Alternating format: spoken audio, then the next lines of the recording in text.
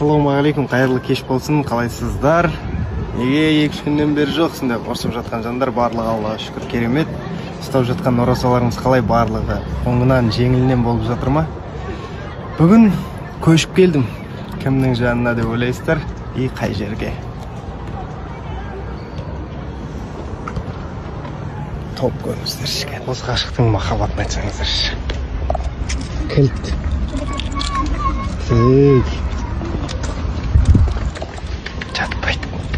Бауырлар, бүгін енді бірінші сторис кетіп жатыр.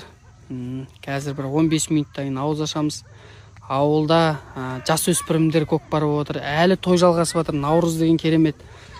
Ауылда өзіміздің бетке ұстар Ереке деген жігіт беріп жатыр міне. Ассалаумағалейкум, Ереке. Алейкум ассалам. Міне Ереке.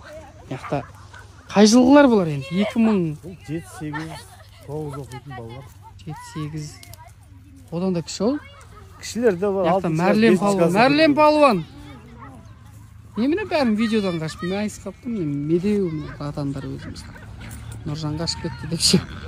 Неқта бұлар, енді бұлар майда шабақтар бұлар енді.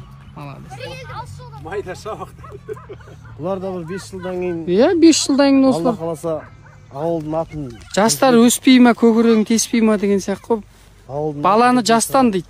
Қатынды бастан деп әтеуір. Қазақтың мақалдары бар ғой. Ауылда жайдар білінбейді трактор қойшы. Жайдар білінбейді. жас балалардың несі мана? Не деп айтады? Жас бала ұсақ қалдыңыз енді 2009-дар ғой. 2009-дардың көкпары. Мағайындар. Шынау ауылдың қалуан. Бәрі мобил olur қайты. Бәрі мобил olur. Мағайындар. Братчик. Сендер. Көтерсі енді. Үстем кім? Жүзі жер бар.